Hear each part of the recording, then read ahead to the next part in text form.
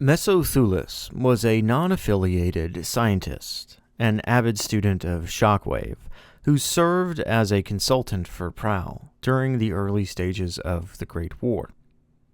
Mesothulis saw their relationship as symbiotic. Prowl's imagination would feed into Mesothulis' desire to make the impossible real, and vice versa.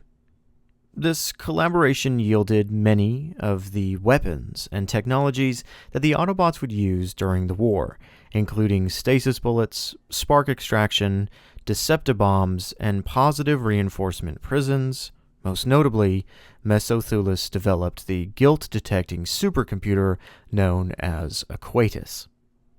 Mesothulis eventually came to believe that the war itself was a sort of macrocosmic organism that could be manipulated at will with the right tools. Mesothulis' mad science would eventually yield what he considered his greatest success, the artificial life known as Austeros. Prowl eventually began to doubt the ethics involved with Mesothulis' inventions, and events came to a head after the scientist unveiled his latest creation, a hellish prison dimension he called the Noise Maze. Realizing that Mesothulis' increasingly depraved experiments could not continue, Prowl cashed in a favor with Impactor, asking him to dispose of Mesothulis by pushing the scientist into his own noise maze, then destroying everything in his workshop. When faced with the innocent Austeros, however, neither Prowl nor Impactor could bring themselves to kill the young Transformer, and instead, Prowl falsified a new identity for him as the Autobot, Springer. Thanks to the bulky-faced concealing armor that Impactor wore, Mesothulis was left to believe that Prowl had personally disposed of him.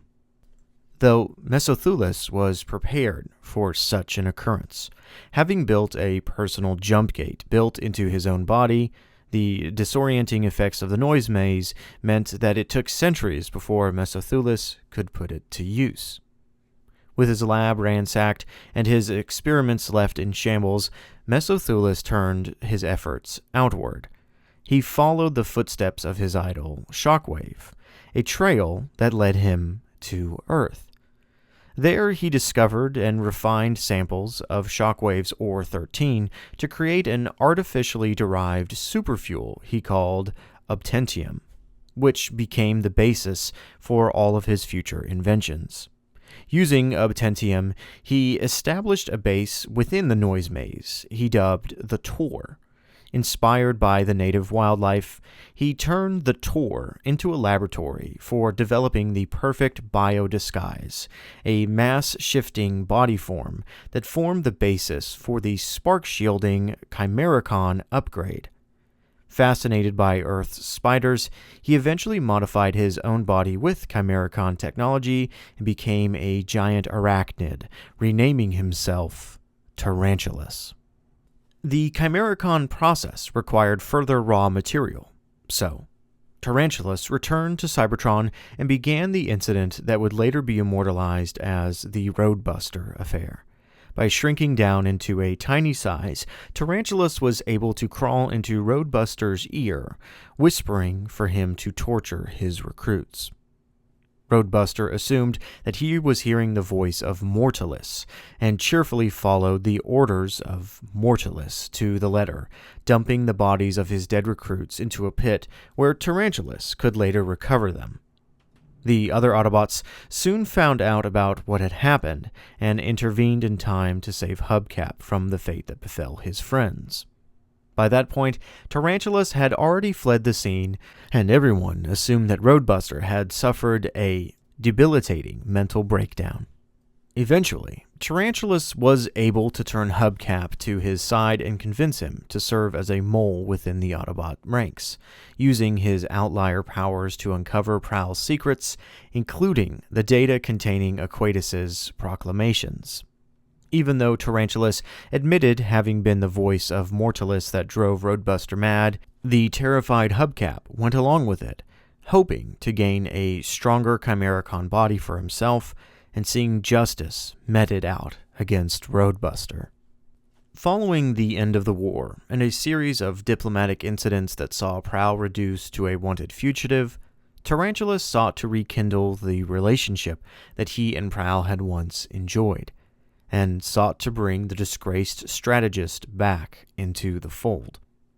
To do so, he became the patron of the post-war anarchist cell known as Mayhem.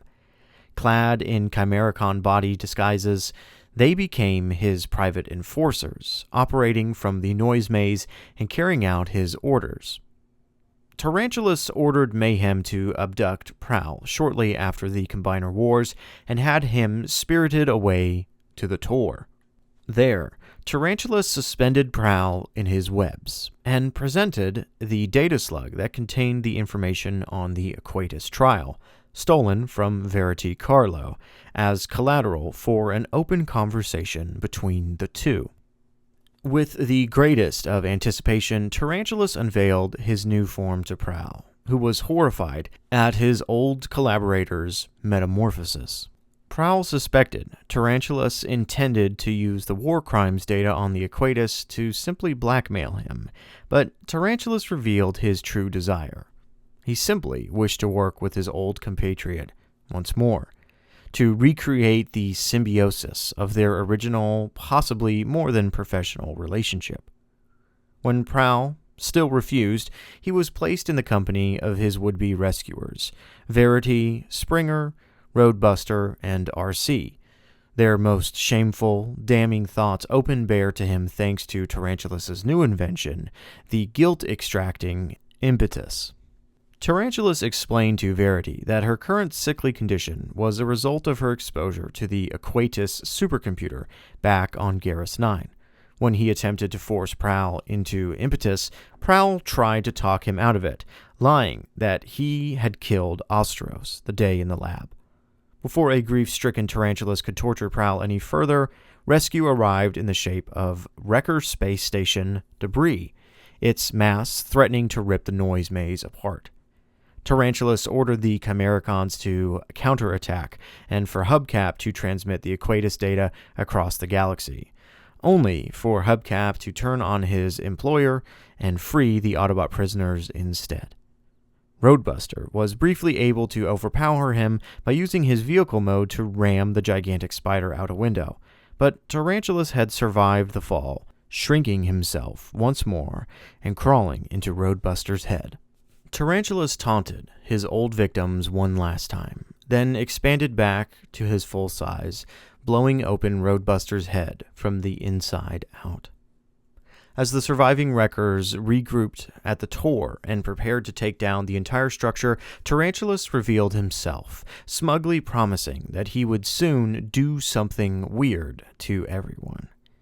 Using his mass displacement technology to enlarge his spider mode to its maximum size, Tarantulas activated a final contingency plan, shrinking the Tor itself down to pocket size so that he could safely transport his lab out of the collapsing dimension, while revealing that he had healed Verity's illness for no other reason other than to one-up Prowl. As they battled, Tarantulas continued to grow, ranting madly about his need for revenge for Ostros' murder, finally prompting Impactor to reveal that he had destroyed the lab on Prowl's orders. Tarantulas demanded to know what had become of Ostros, and then made the connection between Springer's voice and the fate of his creation. Tarantulas scurried into the depths of his own facility to reunite with his creation, even as RC sliced off his beast mode head and used it to trick the retinal scanner and halt the Tor's contraction. Tarantulas managed to find Springer as the Autobot finished rigging the facility to blow up, earning himself a punch in the face from the green Autobot. His words were garbled by the energies of the noise maze, preventing any kind of meaningful dialogue between creator and creation. The pair struggled with one another, as Springer repeatedly stabbed Tarantulas, neither able to speak or hear each other. Escaping the Tor and returning with the other Autobots, Springer escaped as Impactor destroys the noise maze, seemingly destroying Tarantulas with it. Unbeknownst to the Wreckers, however, Tarantulas had survived his encounter with the Wreckers and escaped the destruction of the noise maze by shrinking to minuscule size and hitching a ride on Springer as he escaped. Tarantulas spent a year hiding out in the retrofitted barn that Springer and Verity called home, using their Cybertronian transmitter to communicate with the rest of the galaxy. He established a dialogue with the rogue Decepticon Overlord, who had been left rudderless following his botched battle with Megatron on the Necro world, and Tarantulas hatched a new plan. The pair relocated to an extinct volcano. Using his knowledge of biotechnology, Tarantulas upgraded Overlord with a Chimericon body, using samples of Verity's DNA to create a human alter ego for Overlord, firebrand politician Megan... Oh my god, how do you say this name?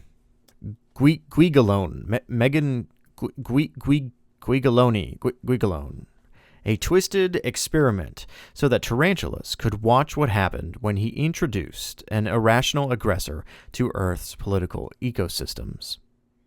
Using this cover identity to amass money and resources, Tarantulas began developing what he considered to be his ultimate masterstroke, the Time Maze, a functional time machine that would allow him to use time travel to his advantage by repeatedly splintering the timeline by sending Overlord back in time and creating new realities for him to experiment with. When Verity inadvertently learned of Overlord's human disguise, he brought her back to the volcano to dispose of her. Tarantulas, on the other hand, wanted her kept alive in the hopes that protecting her would win him the favor of his beloved Asteros. In the meantime, Tarantulas showed her his newest invention in between bickering with Overlord. It soon became clear that Overlord's irrational hatred of Megatron, a temporal cornerstone, overrode his loyalty to Tarantulas, and as Tarantulas realized his erstwhile partner would use the time maze to travel back in time solely for the purpose of repeatedly killing Megatron, the pair fell to fighting. When Springer did arrive, Tarantulas immediately stood down, hoping that he could make amends with his creation. Before he could do so, however, Overlord shot him in the back of the head. When Overlord was finally defeated, Springer knelt beside Tarantulas' mangled body. Though he had been fatally wounded, Tarantulas admitted that he was happy to be reunited with his greatest creation one last time. While they couldn't be together, he was glad that, after bringing so much chaos into the universe, Springer was proof that he could leave something good behind. Having made peace with his legacy, Tarantulas died.